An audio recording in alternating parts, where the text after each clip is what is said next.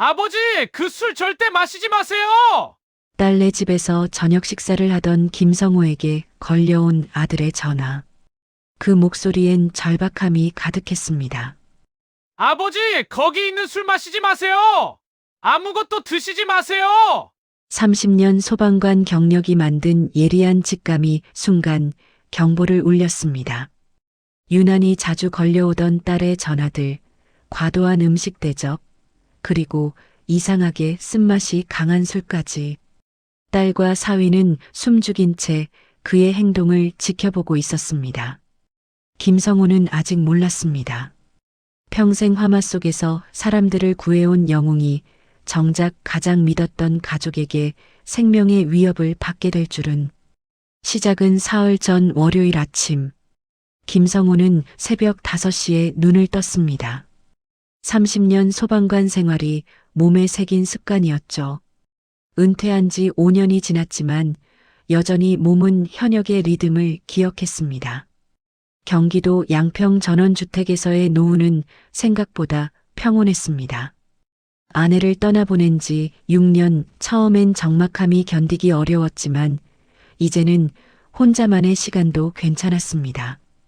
뒤편 텃밭에서 직접 기른 배추와 무, 상추들이 그의 유일한 말동무였습니다. 호미를 들고 잡초를 제거하던 중 멀리서 소방서 사이렌 소리가 들려왔습니다. 김성호의 손이 잠시 멈췄습니다. 30년간 그 소리를 들으며 현장으로 달려갔던 기억들이 스쳐 지나갔죠. 또 어디서 불이 났나? 중얼거리며 하늘을 올려다봤습니다. 구름 한 점 없는 맑은 하늘이었지만 김성호의 마음 한구석엔 항상 불안함이 자리했습니다. 화재 현장에서 목격한 수많은 가족들의 절망적인 모습들, 단 몇 분의 부주의가 평생의 후회로 남는 순간들을 너무 많이 봤기 때문이었습니다. 거실벽에 걸린 액자들을 바라봤습니다. 소방서 근무 시절의 표창장들, 동료들과 찍은 사진들, 그리고 가장 소중한 가족 사진들. 특히 아들 준호와 딸 선영이 어렸을 때 찍은 사진 앞에서 오래 멈춰섰습니다. 준호는 지금 서울에서 약사로 일하고 선영은 남편 도영과 함께 양평 읍내에서 살고 있었습니다. 선영은 근처에서 학원을 운영하고 사위는 보험 설계사 일을 했습니다. 막내 준호는 어느 정도 자리를 잡았지만 딸 내외는 학원도 잘 안 되고 남편 벌이도 시원찮아 경제적으로 힘들다고 들었습니다. 특히 선영은 몇 달에 한 번 정도 안부 전화를 하는 게 전부였죠. 갑작스러운 전화. 커피를 마시며 신문을 펼쳤습니다. 요즘 노인 관련 사건 사고가 많이 보였습니다. 독거노인 고독사, 노인 학대, 보이스피싱 피해. 읽을수록 마음이 무거워졌습니다. 내가 나이 들면서 예민해진 건가? 혼잣말을 하던 그때 휴대폰이 울렸습니다. 발신자는 딸 선영이었습니다. 김성호는 반가운 마음에 서둘러 전화를 받았죠. 응, 선영아. 아빠, 안녕하세요. 건강하시죠? 평소보다 목소리가 밝았습니다. 김성호는 뭔가 좋은 일이라도 있나 싶어 기분이 좋아졌습니다. 그럼 아빠가 무슨 문제라도 있겠냐? 그런데 너 목소리가 좋아 보이네. 아, 그냥요, 아빠. 요즘 뭐 하세요? 뭐 하긴 텃밭 일하고 텔레비전 보고 그러지. 잠시 정적이 흘렀습니다. 선영이 뭔가 말하려다가 망설이는 것 같았죠. 아빠, 이번 주말에 시간 있으세요? 시간이야 있지. 은퇴한 사람이 뭐가 바쁘겠냐? 그럼 토요일 저녁에 저희 집으로 오실 수 있어요? 오랜만에 맛있는 거 해드리고 싶어서요. 김성우는 깜짝 놀랐습니다. 결혼한 후 딸이 집으로 초대한 적은 거의 없었거든요. 보통은 밖에서 만나거나 김성우가 딸네 집 근처까지 나가는 게 전부였죠. 야, 갑자기 왜? 무슨 특별한 날이야? 아니에요. 그냥 평소에 너무 소홀했던 것 같아서요. 아빠도 이제 70이 넘으셨는데 김성우의 가슴이 따뜻해졌습니다. 딸이 자신을 생각해 준다니 이보다 더 기쁜 일이 어디 있겠습니까? 그래, 좋지. 뭘 준비한다고? 아빠 좋아하는 갈비찜 하려고요. 그리고 도연 씨 친구가 근처에서 횟집을 오픈해서 싱싱한 광어회도 준비할게요. 그리고 아빠! 도연 씨가 청주 출장 갔다 오면서 건강에 좋은 인삼주도 사왔으니 차이랑 한잔 하시고요. 이번엔 정말 놀랐습니다. 평소 건강 때문에 술 마시지 말라고 잔소리하던 딸이 오히려 술을 권하다니. 야, 너 평소에 건강 안 좋다고 술 끊으라고 했잖아. 아빠도 이제 70인데 가끔은 즐기셔야죠. 도연이가 좋은 술 하나 구해놨대요. 김성우는 뭔가 이상하다는 생각이 들었지만 딸의 정성을 거절할 수는 없었습니다. 그래, 알겠다. 토요일 저녁에 갈게. 네, 그럼 6시쯤 오세요. 아, 그리고 아빠. 딸의 목소리가 잠시 머뭇거렸습니다. 준호한테는 말하지 마세요. 우리끼리만 조용히 만나요. 김성우는 고개를 갸웃했습니다. 왜 아들에게는 말하지 말라는 걸까요? 형제 사이가 나쁜 것도 아닌데. 왜? 남동생도 부르면 좋잖아. 아니에요. 이번엔 정말 아빠랑만 시간 보내고 싶어요. 전화를 끊고 나서도 김성우는 한참 동안 휴대폰을 바라봤습니다. 딸의 갑작스러운 변화가 반갑기도 했지만 한편으로는 뭔가 석연치 않았죠. 30년 소방관 생활이 만든 직감이 미세하게 경고음을 울리고 있었습니다. 하지만 김성우는 그 불안감을 애써 무시했습니다. 계속되는 이상한 전화들. 다음 날 화요일 아침, 김성우는 평소보다 30분 일찍 눈을 떴습니다. 어젯밤 딸과의 통화가 계속 머릿속을 맴돌았거든요. 점심을 먹고 있는데 또 휴대폰이 울렸습니다. 이번에도 선영이었죠. 어제 통화한 지 하루도 안 지났는데 또 전화라니 정말 이상했습니다. 선영아. 아빠, 어제 말씀드린 토요일 저녁 약속 기억하시죠? 물론이지 벌써 기대되는데. 혹시 준호한테 말씀하신 건 아니죠? 김성우는 젓가락 든 손을 멈췄습니다. 왜 이렇게 아들 얘기만 나오면 예민해질까요? 아니야. 말 안 했어. 근데 왜 그렇게 준호 얘기만 나오면 그러냐? 아니에요. 그냥 이번엔 정말 아빠랑만 시간 보내고 싶어서요. 뭔가 숨기는 듯한 목소리였지만 김성우는 딸의 마음을 이해하려고 했습니다. 수요일에도 선영에게서 전화가 왔습니다. 아빠, 토요일에 오실 때 몇 시쯤 도착하실 것 같아요? 6시라고 했잖아. 혹시 조금 일찍 오시면 안 될까요? 5시 반쯤으로요. 왜? 급한 일이라도 있어? 아니에요, 그냥 여유롭게. 시간 보내고 싶어서요. 이번엔 정말 이상했습니다. 평소 시간에 대해 이렇게 구체적으로 말하지 않던 딸이었거든요. 그리고 목소리에서 묘한 긴장감이 느껴졌습니다. 목요일 오후 김성우는 양평 읍내에 장을 보러 나갔습니다. 딸네 집에 갈 때 빈손으로 갈 수는 없으니 뭔가 선물을 사가려고 했죠. 과일 가게에서 딸이 좋아하던 샤인 머스켓을 고르고 있는데 뒤에서 누군가 말을 걸었습니다. 김성호 씨. 돌아보니 예전 소방서 동료였던 박철수였습니다. 김성우보다 2년 늦게 은퇴한 후배였죠. 철수야, 여기서 다 보네. 형님, 뭐 사러 나오셨어요? 딸한테 갖다 줄 선물 좀. 아, 선영이한테요? 요즘 딸한테 잘해주시나 봐요. 김성우가 고개를 갸웃했습니다. 무슨 소리야? 아, 우리 아내가 그러는데. 선영이가 요즘 부동산에 관심이 많다면서요? 집값 얘기를 자주 한다던데. 아, 집값. 네, 우리 아내가 마트에서 우연히 만났는데 요즘 부동산 시장이 어떤지, 전원주택 같은 거 처분하기 어려운지 그런 얘기를 물어보더래요. 김성우의 표정이 굳어졌습니다. 딸이 부동산 얘기를, 그것도 전원주택 처분 얘기를. 언제 그런 얘기를 했다고? 지난주요. 우리 아내가 이상하다고 하더라고요. 아버지가 건강하신데 왜 갑자기 그런 얘기를 하는지. 김성우는 머릿속이 복잡해졌습니다.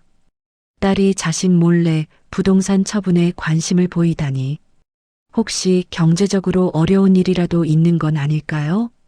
집으로 돌아가는 길에 김성우는 계속 생각에 잠겼습니다. 며칠째 이어지는 딸의 이상한 행동들이 하나씩 연결되기 시작했거든요. 갑작스러운 전화들, 처음 있는 초대, 준호를 의식하는 말투, 그리고 이제 부동산 처분 얘기까지.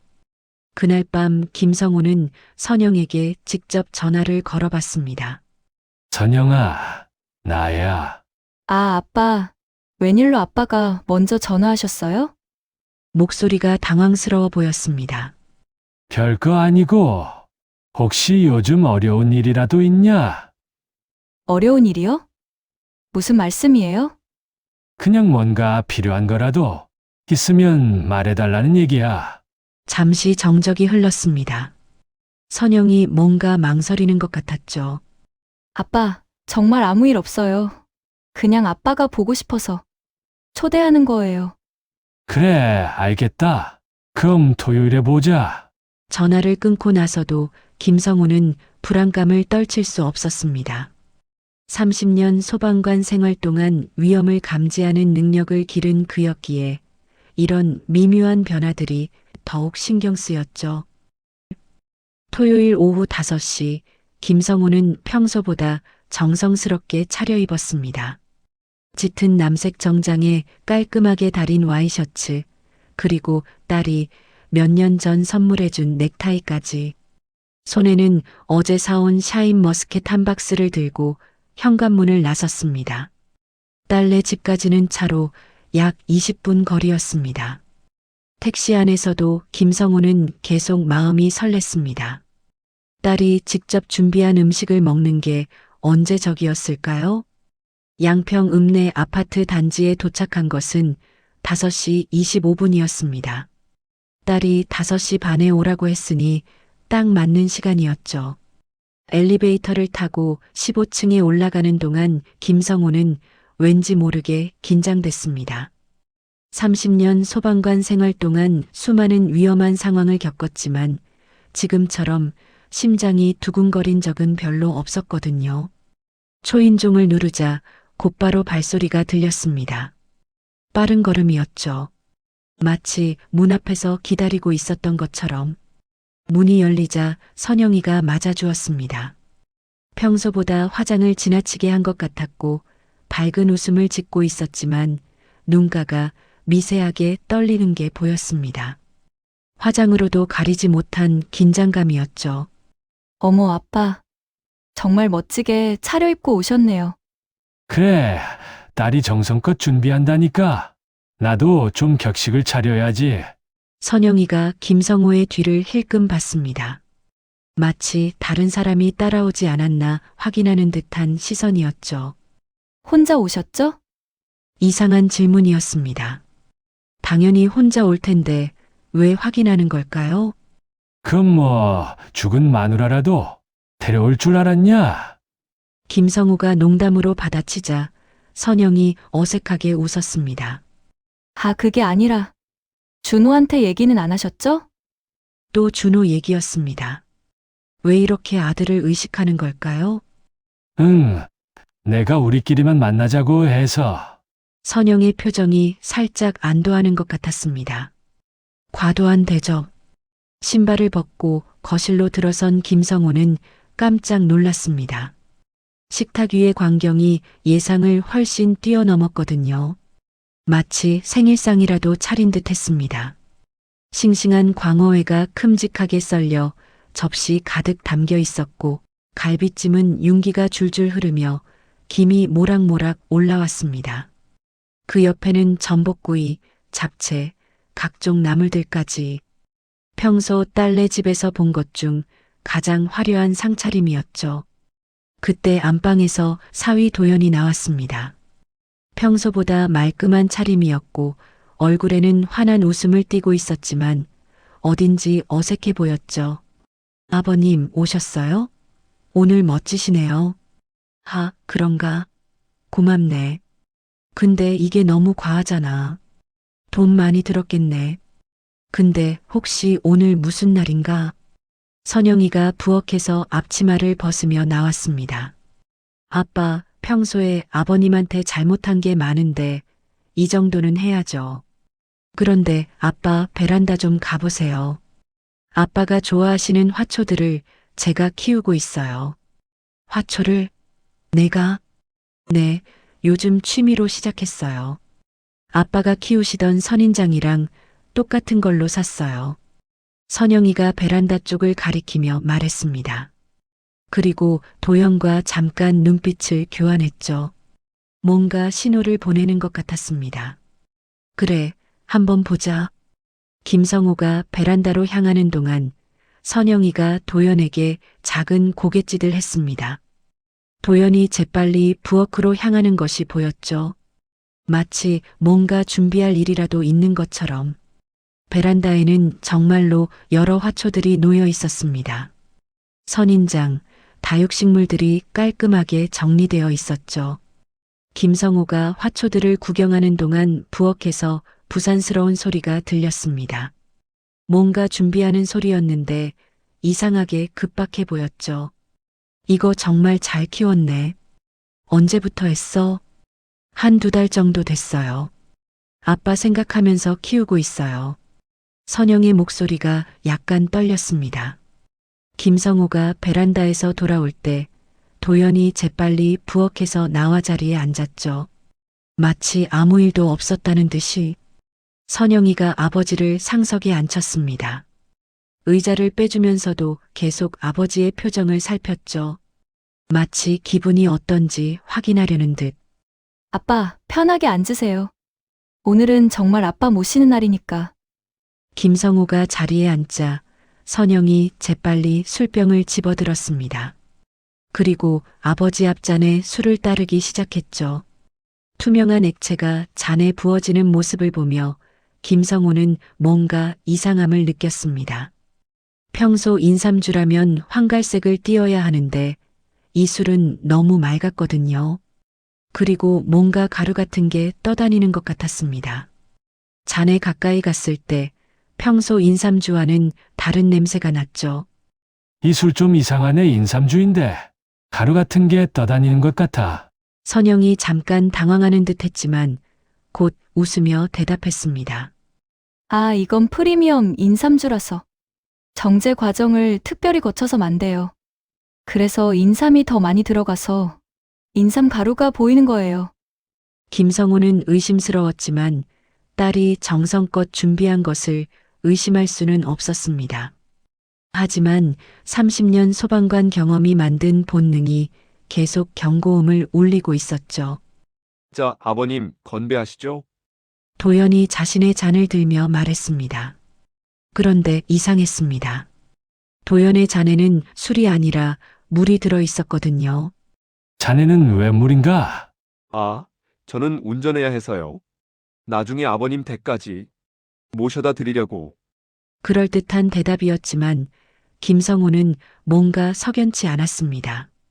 딸과 사위가 모두 술을 마시지 않는다니 그럼 자신 혼자만 마시라는 얘기인가요? 선영아, 너도 안 마셔. 네, 아빠. 저희 요즘 아기 생각이 있어서요. 임신 준비 중이에요. 김성호의 시선이 자신의 술잔으로 향했습니다. 투명한 액체가 잔 가득 차 있었는데 왠지 마시기가 꺼려졌습니다. 하지만 딸이 정성껏 준비한 것을 거부할 수는 없었죠. 그럼 나 혼자만 마시라는 거네. 아빠께서 주인공이시잖아요. 오늘은 아빠만을 위한 날이에요. 선영의 말에는 묘한 강조가 있었습니다. 마치 꼭 마셔야 한다는 뜻이 담긴 것 같았죠. 김성호가 잔을 들어 올렸습니다. 딸과 사위가 그의 모든 동작을 주시했습니다. 마치 그가 정말로 술을 마실 것인지 확인하려는 듯 김성호가 술잔을 입에 댔습니다. 첫 모금을 마시는 순간 이상한 맛이 혀끝에 퍼졌죠. 인삼주 특유의 달콤 쌉싸름한 맛이 아니라 묘하게 쓰고 텁텁한 뒷맛이 났습니다. 마치 약품을 탄 것 같은 느낌이었죠. 이 술 맛이 좀 특이하네. 김성우가 잔을 내려놓으며 말했습니다. 딸과 사위가 긴장한 듯 서로 시선을 교환했죠. 아, 그래요? 프리미엄이라 그런가 봐요. 처음엔 좀 낯설 수 있어요. 선영이 재빨리 아버지의 잔에 안주를 올려주며 말했습니다. 아빠, 광어 드셔보세요. 정말 싱싱해요. 김성우는 광어회를 집어먹었습니다. 정말 신선하고 맛있었죠. 하지만 입안의 이상한 뒷맛은 쉽게 사라지지 않았습니다. 물을 한 모금 마시고 나서야 조금 나아졌죠. 아빠, 술 한 잔 더 하세요. 오늘은 정말 아빠의 날이에요. 선영이 아버지의 빈잔에 다시 술을 따랐습니다. 이번에도 투명한 액체가 가득 차올랐죠. 김성우는 여전히 의심스러웠지만 딸의 정성을 생각해 두 번째 잔을 들었습니다. 두 번째 잔을 마시자 이상한 느낌이 더 강해졌습니다. 속이 뜨거워지기 시작했고 목구멍이 마르는 느낌이었죠. 평소 술을 마실 때와는 확실히 다른 반응이었습니다. 물 좀 줄래?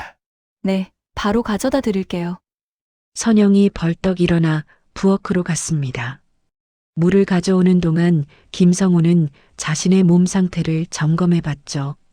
심장이 평소보다 빨리 뛰고 있었고 손끝이 미세하게 떨리는 것 같았습니다.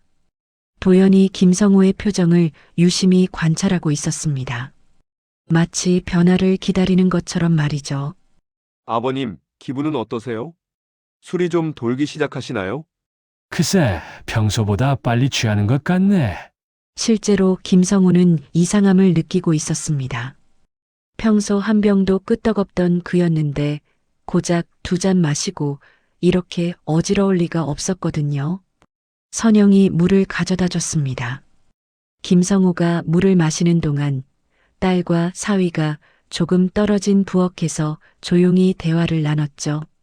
목소리는 작았지만 김성우의 예민해진 청각에는 들렸습니다. 언제쯤 될까? 도연의 목소리였습니다. 조금만 더 기다려봐. 3잔 정도는 먹어야 해. 선영의 대답이었죠. 김성우는 등골이 서늘해졌습니다. 뭔가 기다린다고? 뭘 기다리는 거지? 30년 소방관 생활이 만든 직감이 이제는 확실한 경고음을 울리고 있었습니다. 너희 지금 무슨 얘기하는 거야? 아, 아무것도 아니에요. 그냥 디저트 언제 내올지 얘기하는 거예요. 선영이 당황하며 둘러댔습니다. 하지만 김성우는 이미 확신하고 있었죠. 뭔가 잘못되었다는 것을. 갑자기 어지러움이 심해졌습니다. 시야가 흐려지기 시작했고 손에 힘이 빠지는 느낌이었죠. 젓가락을 들고 있던 손이 떨렸습니다. 이상하다, 몸이 좀. 김성우가 중얼거리자 딸과 사위의 표정이 더욱 긴장됐습니다. 마치 기다리던 순간이 온 것처럼 말이죠. 그때였습니다. 김성우의 휴대폰이 울렸습니다. 벨소리가 거실에 크게 울려 퍼졌죠. 딸과 사위가 깜짝 놀라며 서로를 바라봤습니다. 김성우는 흐릿해지는 시야로 휴대폰을 확인했습니다. 발신자는 아들 준호였죠. 손이 떨렸지만 간신히 통화 버튼을 눌렀습니다. 여보세요. 목소리도 평소와 달랐습니다. 혀가 굳어가는 것 같았죠. 아버지! 지금 어디세요? 준호의 목소리가 다급했습니다. 마치 무슨 일이 벌어질 것을 알고 있는 것처럼. 선영이 집에서 같이 술이랑 저녁 먹고 있어. 아버지! 거기 있는 술 마시지 마세요! 아니, 아무것도 드시지 마세요. 준호의 절규에 가까운 목소리였습니다. 그 순간 김성우는 모든 것을 깨달았죠. 딸이 자신에게 무슨 짓을 한 것인지를. 뭐라고? 그게 무슨 소리야? 김성우가 더듬거리며 물었습니다. 머리가 점점 무거워지고 있었거든요.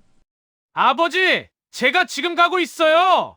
경찰도 같이 오고 있고요! 절대 더 드시지 마세요.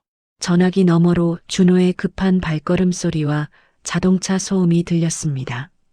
딸과 사위는 이제 더 이상 숨기려 하지 않았습니다.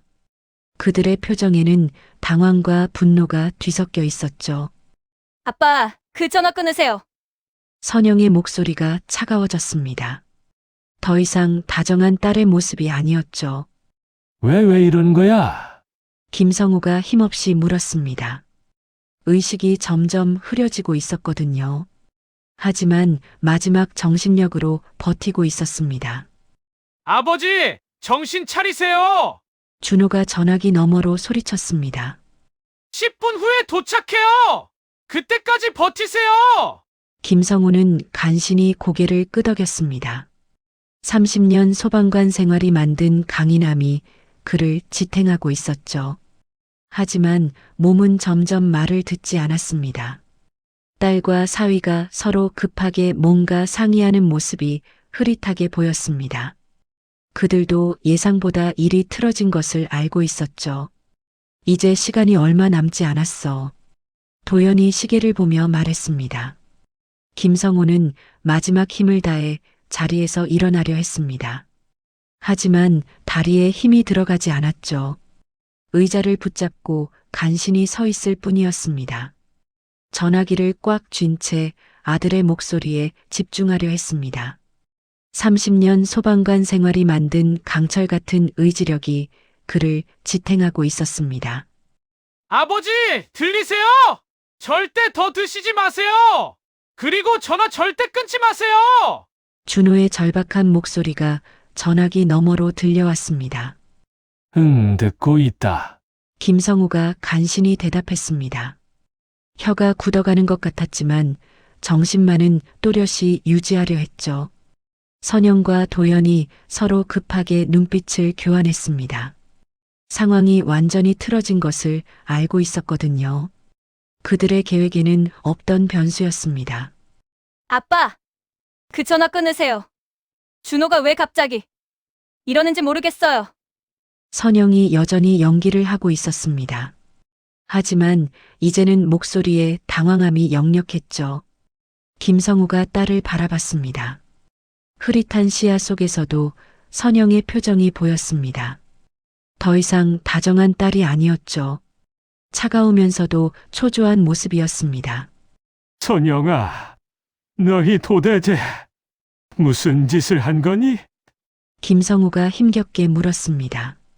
아빠, 무슨 말씀이세요? 저희가 뭘 했다는 거예요? 하지만 선영의 연기는 이미 한계에 달해 있었습니다.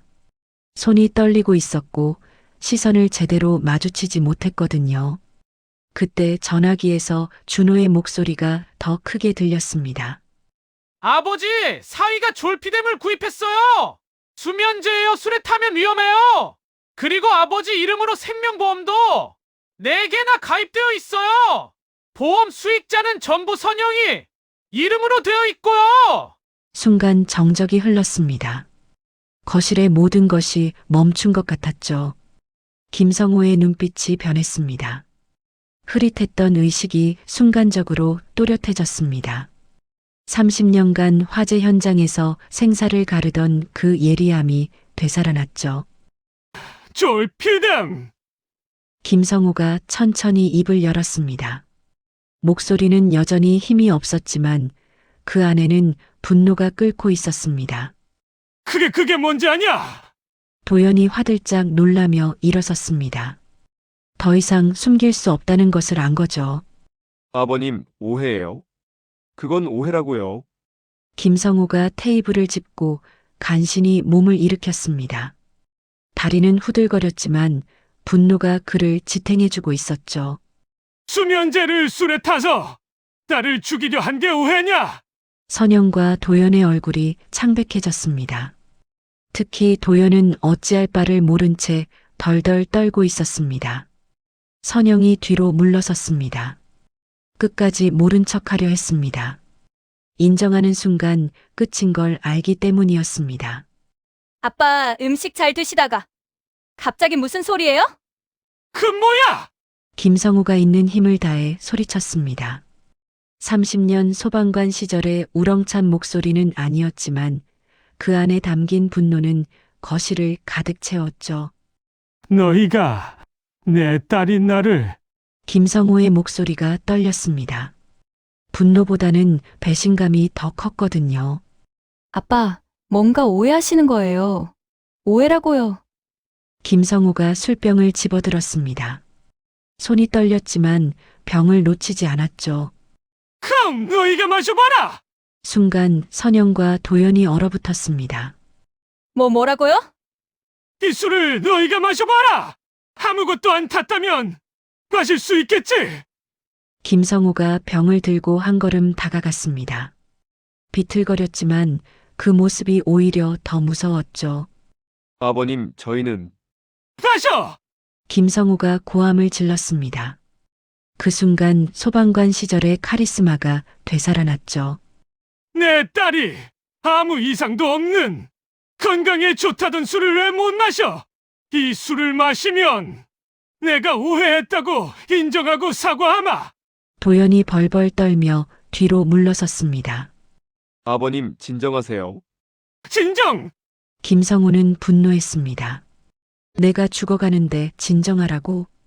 선영이 울기 시작했습니다. 하지만 그것이 진짜 눈물인지 가짜인지 알 수 없었죠. 저희가 미쳤었어요, 아빠. 정말 미쳤었어요. 미쳤다고. 김성호가 술병을 더 세게 흔들었습니다. 그럼 이제 정신 차렸으니까 마셔봐라. 아빠, 제발. 제발은 무슨? 김성호가 식탁을 주먹으로 쳤습니다. 접시들이 덜컥거렸죠. 나한테 먹인 술을 왜 못 마셔? 그때 전화기에서 준호의 목소리가 들렸습니다. 아버지, 5분 후에 도착해요.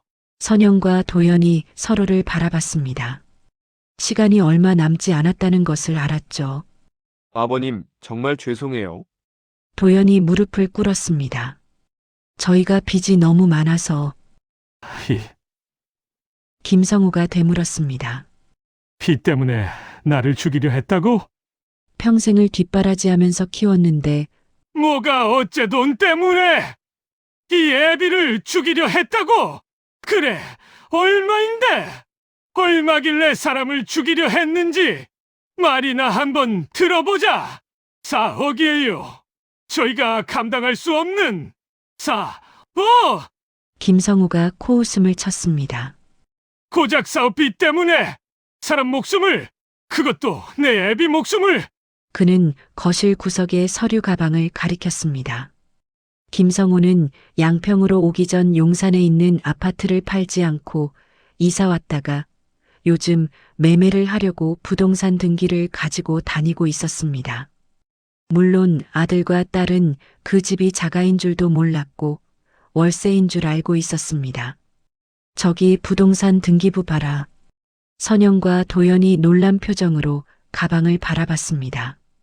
내가 숨긴 게 있어. 김성호가 힘겹게 말했습니다. 이 집값만 15억이야. 선영의 얼굴이 하얗게 질렸습니다. 뭐라고요? 주식의 예금에 다 합치면 25억은 될 거야. 도연이 주저앉았습니다. 자신들이 얼마나 어리석은 짓을 했는지 깨달은 거죠. 아버님, 그럼 그건 뭐야? 김성호가 술병을 바닥에 내려놨습니다. 조금만 기다렸으면 다 너희 거였을 텐데. 선영이 울부짖었습니다. 아빠, 몰랐어요. 정말 몰랐어요. 몰랐다고? 김성호가 딸을 노려봤습니다. 그럼 이제라도 이 술 마셔봐라. 아빠, 마시지 못하겠으면 인정해. 김성호의 목소리가 차가워졌습니다. 내 딸이 아비를 죽이려 했다고 인정해. 그때 멀리서 사이렌 소리가 들려왔습니다. 경찰이 오고 있는 소리였죠. 선영과 도연의 얼굴이 절망으로 물들었습니다. 모든 것이 끝났다는 것을 알았거든요. 김성호는 마지막 남은 힘으로 의자에 앉았습니다. 의식이 점점 흐려지고 있었지만 복수는 끝났다고 생각했죠. 사이렌 소리가 점점 가까워지고 있었습니다. 선영과 도연의 얼굴은 이미 절망으로 물들어 있었죠. 모든 계획이 물거품이 된 것을 알고 있었거든요. 김성호는 의자에 몸을 맡긴 채 흐려지는 의식을 붙잡고 있었습니다. 하지만 30년 소방관 생활이 만든 강인함이 아직 그를 지탱하고 있었죠. 전화기 너머로 들리는 준호의 목소리만이 그에게 남은 희망이었습니다. 아버지, 1분 후에 도착해요. 조금만 더 버티세요. 준호의 발걸음 소리가 급해지고 있었습니다. 계단을 뛰어오르는 소리까지 들렸죠. 선영이 갑자기 아버지에게 달려들었습니다. 그녀의 눈에는 절망과 광기가 뒤섞여 있었죠. 아빠, 정말 몰랐어요. 이렇게 많은 재산이 있는 줄 몰랐다고요. 김성우가 딸을 바라봤습니다. 흐릿한 시야 속에서도 선영의 진짜 모습이 보였죠. 더 이상 자신이 알던 딸이 아니었습니다. 몰랐다고 변명하냐? 그럼 재산이 있는 줄 알았으면 안 죽였을 거고 없었으면 그대로 죽였을 건 아니? 김성우의 목소리는 약했지만 그 안에는 깊은 실망이 담겨 있었습니다. 25억이든 25만 원이든 상관없어. 선영이 고개를 들어 아버지를 바라봤습니다. 내가 돈 때문에 아비를 죽이려 했다는 사실은 변하지 않아. 도연이 무릎을 꿇고 엎드렸습니다. 이제 더 이상 숨길 것도 변명할 것도 없었거든요. 아버님, 정말 죄송합니다. 저희가 미쳤었습니다. 미쳤다고? 닥쳐. 이 괴물들아. 김성우가 절규에 가깝게 소리쳤습니다. 그 목소리는 분노도 화남도 아니었습니다. 그저 허탈함과 허망함의 목소리였습니다. 아니야. 너희는 정신이 멀쩡해서 그래서 더 끔찍한 거야. 그때 현관문이 요란하게 열렸습니다. 준호가 경찰 2명과 함께 뛰어들어왔죠. 숨이 차서 헐떡이고 있었지만 아버지를 먼저 확인했습니다. 아버지, 준호가 김성호에게 달려가 어깨를 잡았습니다. 정신 차리세요. 병원 가야 해요. 하지만 김성호는 아들을 제지했습니다. 약에 취한 상태였지만 아직 해야 할 말이 있었거든요. 경찰 중 한 명이 선영과 도연 앞으로 다가갔습니다. 신고받고 왔습니다. 독살시도 사건이라고 들었는데요. 선영이 벌떡 일어나 손사래를 쳤습니다. 아니에요. 오해예요. 저희가 왜 아버지를... 오해? 경찰이 식탁 위에 술병을 집어들었습니다. 그럼 이 술은 뭡니까? 그건 그냥 인삼주예요. 도연이 떨리는 목소리로 말했습니다. 경찰이 술병을 코에 가져다 댔습니다. 그리고 이상한 표정을 지었죠. 이상한 냄새가 나는데요. 일단 이것부터 압수하겠습니다. 다른 경찰이 준호에게 물었습니다. 신고하신 분이 아드님이시죠? 어떻게 알게 되신 건가요? 준호가 가방에서 서류를 꺼냈습니다. 제가 사설 탐정을 고용해서 조사했습니다. 며칠 전부터 누나 행동이 이상해서요. 준호가 서류를 펼쳐 보였습니다. 도연이가 졸피뎀을 대량 구입한 기록이에요. 그리고 아버지 명의로 가입한 생명보험 4건의 수익자를 모두 누나 이름으로 바꾼 증거도 있고요. 경찰이 서류를 받아보며 고개를 끄덕였습니다. 동기도 분명하고 물증도 있네요. 선영이 갑자기 무너지며 바닥에 주저앉았습니다. 아니에요. 저희는 정말... 하지만 이미 모든 것이 드러난 상황이었습니다. 김성우가 힘겹게 입을 열었습니다. 경찰관님, 잠시만. 경찰이 김성우에게 다가갔습니다. 네, 말씀하세요. 저 술 제가 2잔 마셨어요. 2잔이나요? 지금 몸 상태는 어떠세요? 어지럽고 힘이 없어요. 하지만 아직은 정신이 있어요. 경찰이 준호를 바라봤습니다. 병원에 가셔야 할 것 같은데요. 네, 구급차가 오고 있어요. 그때 멀리서 구급차 사이렌 소리가 들려왔습니다. 김성우가 선영을 바라봤습니다. 딸은 여전히 바닥에 주저앉아 울고 있었죠. 선영아, 선영이 고개를 들었습니다. 눈물과 콧물로 범벅이 된 얼굴이었죠. 나는 너를 정말 사랑했단다. 김성우의 목소리가 흐느끼면서 떨렸습니다. 그런데 넌 왜? 선영이 더 큰 소리로 울기 시작했습니다. 아빠, 미안해요. 정말 미안해요. 미안하다고! 김성우의 목소리가 차가워졌습니다. 내가 나를 죽이려 했다는 건 변하지 않아. 구급차가 도착했습니다. 김성우는 들것에 실려 병원으로 향했습니다. 준호가 옆에서 아버지의 손을 꼭 잡고 있었죠. 병원 응급실에서 각종 검사가 진행됐습니다. 혈액 검사 결과 졸피뎀 성분이 상당량 검출됐습니다. 일반적인 복용량의 5배 정도 되는 수치였죠. 다행히 환자분께서 많이 드시지 않으셨고 평소 건강 상태가 좋으셔서 생명에는 지장이 없습니다. 하지만 연세를 고려하면 상당히 위험한 수준이었어요. 의사의 말에 준호는 안도의 한숨을 쉬었습니다. 한편 선영과 도연은 경찰서로 연행됐습니다. 독살 시도 혐의로 긴급 체포된 거죠. 사흘 후 김성우는 병원에서 퇴원했습니다. 몸은 많이 회복됐지만 마음의 상처는 여전했습니다. 퇴원하자마자 김성우는 변호사를 만났습니다. 유언장을 새로 작성하기 위해서였죠. 선영이는 완전히 배제하고 상속 결격 사유도 명시해서 김성우의 목소리는 흔들림이 없었습니다. 이미 마음의 결정을 내린 것 같았죠. 3주 후 양평지방법원에서 재판이 시작되었습니다. 법정안은 긴장감으로 가득 찼죠. 피고석에 앉은 선영과 도연의 모습은 초췌했습니다.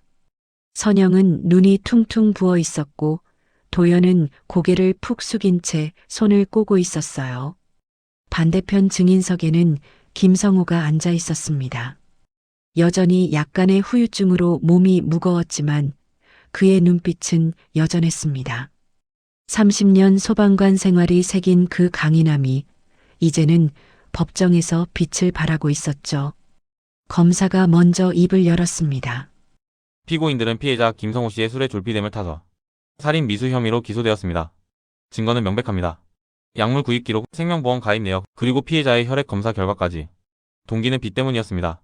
무려 4억 원의 채무를 갚기 위해 친부모를 대상으로 한 이 범죄는 용서받기 어려운 패륜입니다. 선영의 변호사가 반박하려 했지만 증인으로 나온 준호의 증언이 결정타였어요.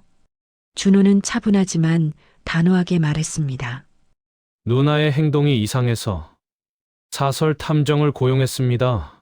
보험 변경 내역을 발견하고 도연 씨의 약물 구매를 추적했어요. 그날 저녁 제가 전화하지 않았다면 아버지는 돌아가셨을 겁니다. 법정 안에서 탄식이 흘러나왔죠. 심지어 방청석에 앉은 몇몇 사람들은 고개를 저으며 중얼거렸습니다. 어떻게 자식이 부모를 선영이 증인석에 섰을 때 그녀는 울면서 변명했습니다. 아빠, 정말 미안해요. 빚이 너무 무거워서 순간 미쳤어요. 하지만 죽일 생각은 아니었어요. 그냥 잠시 재우려고. 하지만 그 말은 공허하게 들렸죠. 김성우는 딸을 바라보며 한마디도 하지 않았습니다. 그의 눈에는 더 이상 사랑이 아니라 깊은 배신감만 남아 있었어요. 도연은 더 비참했습니다. 모두 제 잘못입니다. 제가 빚을 졌고 제가 약을 샀어요. 선영이는 그냥 따라준 거예요. 하지만 증거는 그를 거짓말쟁이로 만들었죠. 텔레그램 대화 기록이 공개되면서 두 사람이 계획을 세운 모든 과정이 드러났습니다. 새 잔만 먹이면 끝나. 보험금으로 빚 갚고 새 출발하자. 그 메시지는 법정을 충격에 빠뜨렸어요. 판사는 판결을 내리며 한숨을 쉬었습니다. 피고인들의 행위는 인간으로서의 기본 도리를 저버린 것입니다. 피해자가 은퇴 소방관으로 평생 타인을 구하며 살아온 분이라는 점을 고려하면 더더욱 가중 처벌이 필요합니다. 선영은 살인 미수와 보험 사기 혐의로 징역 15년, 도연은 주범으로 징역 20년을 선고받았습니다. 추가로 민사소송에서 김성호는 그들에게 손해배상 청구를 했고 승소했죠. 물론 그들의 재산은 이미 압류된 상태였지만요. 재판이 끝난 후 김성호는 법원을 나서며 준호의 어깨를 두드렸습니다. 고맙다, 준호야. 내가 아니었다면 준호는 아버지를 안아주며 말했습니다. 아버지, 이제는 제가 지킬게요. 함께 살아요. 김성호는 고개를 끄덕였지만 그의 마음속에는 영원한 상처가 남아 있었습니다. 평생 화마 속에서 사람들을 구했는데 정작 가족에게서 이런 배신을 당할 줄이야. 시간이 흘러 김성호는 양평 전원주택에서 여전히 텃밭을 가꾸며 살았습니다. 하지만 이제는 준호가 자주 찾아오고 손자 손녀들이 웃으며 뛰어놀았죠. 그는 유언장에서 모든 재산을 준호와 그의 가족에게 물려주기로 했습니다. 돈이 사람을 바꾼다지만 진짜 사랑은 변하지 않아. 김성호의 마지막 중얼거림처럼 이 사건은 그에게 가족의 진짜 의미를 가르쳐 줬습니다. 여러분, 이 이야기는 실화처럼 느껴지지만 우리 주위에서 일어날 수 있는 비극입니다. 가족을 소중히 여기세요. 그리고 이상한 낌새가 느껴지면 주저 말고 확인하세요. 구독과 좋아요 부탁드려요. 다음 에피소드에서 또 만나요.